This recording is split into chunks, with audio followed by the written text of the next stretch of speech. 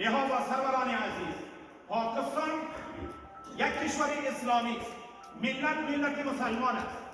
همین سجده که ما میکنیم از ما کرده خوبتر سجده میکنند. در میان فوجش بسیار مردمای با اخلاصی با اسلام هم است. اما حلقه امروز در دست کیست؟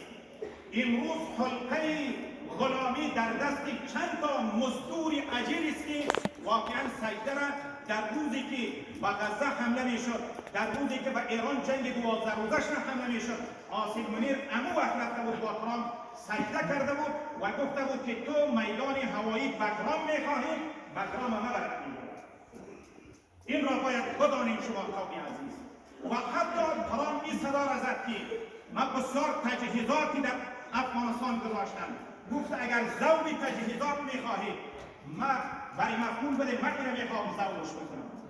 لہذا این خلقه خبیثه با وجود اینکه ما یک حنفی هستم، در مذهب احناف امام ابو حنیفه رحمت الله علیه در افعالش برای ما میگه که لا نکفر اهل القبله.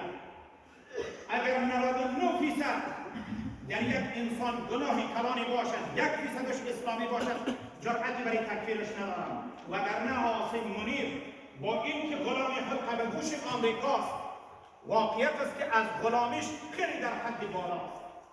لہذا سروران عزیز، شبه‌هایی که بر بالای ملت نجیب ما، بر بالای مجاهدین ما در کابل و در جلال آباد و در خوست و در پکتیا که این حمله می شود، این حمله آمریکا با یک واسطه است.